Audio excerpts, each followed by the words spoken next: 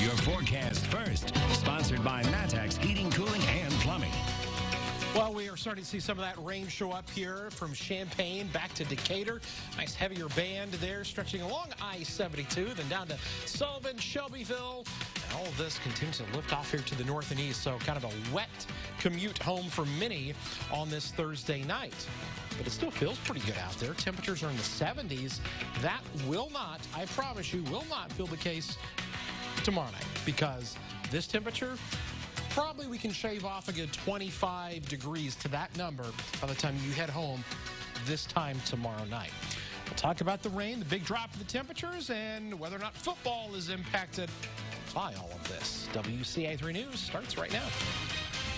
Now from WCIA 3 News. It hurts the image, and, perception is reality. Some city officials say Danville has a landlord problem. Their plans to fix it. People make mistakes, and that's what this is. Her son is accused of setting a fire that killed 5 people. What she has to say about his murder charges. It's a topic that's not always easy to discuss, especially with kids. Why they're meeting about this and talking about LGBTQ matters here at a Champaign elementary school. You're watching your local news leader. This is WCIA 3 News at 6. We admit we have some bad landlords. And those bad landlords could bring down the whole city. That's why a councilwoman says something should be done. Good evening, I'm Paul Cicchini. And I'm Jessica Coons. Jennifer is off tonight. Danville city leaders agree that rental properties need improvements, but they all have a different idea of how to do it. Some think the city should come down harder on landlords. Others think the blame might be resting in the wrong place. WCIA 3's Courtney Bunting is with us. Courtney, there are codes these landlords have to follow. Yes, Jessica, but council member Sharon Pickering believes there should be a better way of enforcing them. One of her ideas is annual inspections for these properties, but other council members say the city just doesn't have the manpower to do that. So I think they should more target the problem areas. Danville Alderman Aaron Troglia agrees with many others on city council. There are some rental properties that need a facelift. He's a landlord himself and knows what an unattractive rental property can do to the area. I think a lot of times it's harder to rent places, especially out east, because there's a lot of violent crime. If my neighbor's house got shot up, I wouldn't want to live there. That happens all the time. That's why Danville aldermen are trying to figure out the right way to enforce changes. Troglia says doing annual inspections on properties would be far too much to take on. I just don't think that that's an efficient way of doing it at all. He believes a better option would be only inspecting properties that look dilapidated. If the outside's bad, most likely the inside's bad. I really doubt you have an immaculate home on the outside and then the inside's bad. But he thinks the problem spans beyond landlords alone. So I think they're going to find that some of these are homeowners also. Danville Area Landlords Association Vice President Jerry Hawker knows fixing properties isn't cheap. That's why he believes grants should be made available to help home buyers pay for those repairs. Many times those old buildings are it's not feasible to repair without that grant. But he says something should be done soon or things will just get worse. It hurts us greatly. It hurts the image, and perception is reality.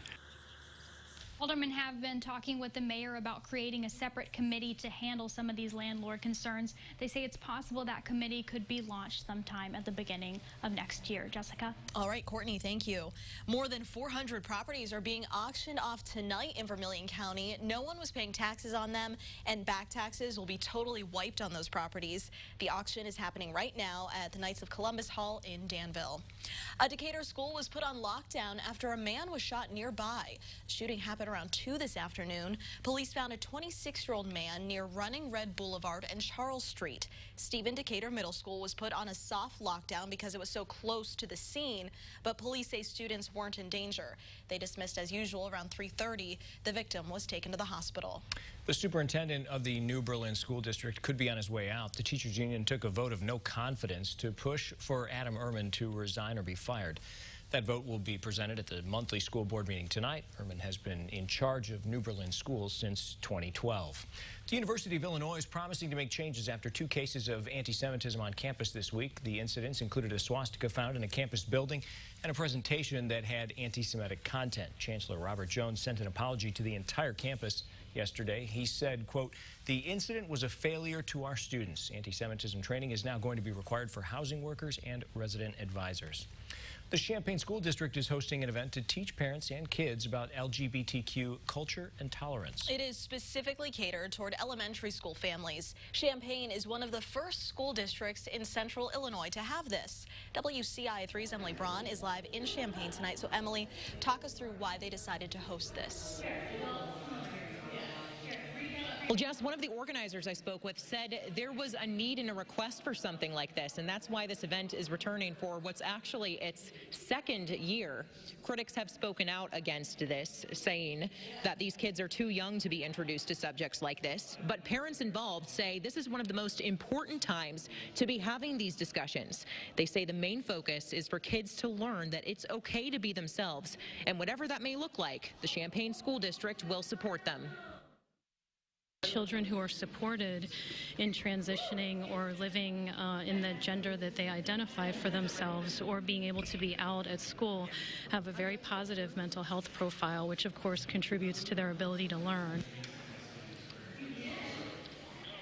There are breakout sessions happening right now for parents to learn about transgender kids and the transition process. Of course, this social event comes on the heels of the decision to require all public schools to teach LGBTQ+ history. We'll have more on this story tonight at 10. Live in Champaign, Emily Braun, WCIA 3, your local news leader. All right, Emily, thank you. New at 6, the mother of a 9-year-old charged with murder is speaking publicly for the first time. She says what happened was a terrible tragedy, but she says it shouldn't ruin her son's life. A mobile home fire killed 5 people in Goodfield in April. The child is accused of killing a brother and sister, his grandmother, cousin, and his mother's fiance. Katie Alwood says her son was recently diagnosed with a form of schizophrenia, ADHD, and bipolar disorder, and she says he deserves a second chance. Everyone is looking at him like he's some kind of monster, but that's not who he is. The prosecutor says despite the murder charges, the 9-year-old is only expected to face probation. He'll be in court later this month. For the complete story on what his mother had to say, you can head to WCIA.com. We have new details about a Department of Corrections worker accused of sexual misconduct. 33 felony charges have been filed against 49-year-old Michael Williams. He pleaded not guilty this week. Williams is accused of engaging in sex acts with at least 7 female inmates. 2 of those women were inmates while Williams worked at the Decatur Correctional Center. For more about what these women say Williams did to them, go to WCIA.com. A funeral director in Ford County has been charged with stealing more than $60,000. Michelle Rosenbaum, who operates the Rosenbaum Funeral Home in Gibson City, is accused of stealing the money when she worked for the Lamb Funeral Home. That's also in Gibson City. Rosenbaum is a former alderman in Gibson City. She was not arrested but will appear in court later this month. If you're late paying your water bill, the city of Effingham will give you a break, but just this month. There was a mistake with the mail and bills weren't sent out in time. Now the city has made a change to the deadline. WCIA 3's Jamie Mays with us now. So Jamie, does anyone at this point have their water bill? The city administrator says people are just now starting to receive them. Water bills were mailed out on September 30th and were supposed to be due by October 15th. But the city administrator says the bills may have been misplaced or held up in the post office and people did not get them in time. Now people will have more time to get their money into the city. We're going to give people till the 25th actually to pay those bills, and there will be no late charges. So it was just a mishap, and we're trying to work through that the best we can. They will get pink slips on the 16th of this month to remind them that their bills are due. But as long as they are paid by October 25th, there will be no penalty. Back to you. All right, Jamie, thank you. Now, only people in Effingham were impacted by this, so this extension only applies to people who live in the city. People outside of town who may rent properties in Effingham should have already received their bills. It's a sound that's synonymous with walking on the U of I campus.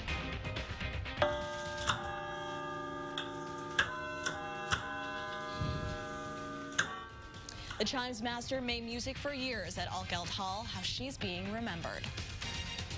And tonight, we are seeing a lot of cloud cover, some rain across the area. That's a Roofing Dog on it. For America camera in Springfield.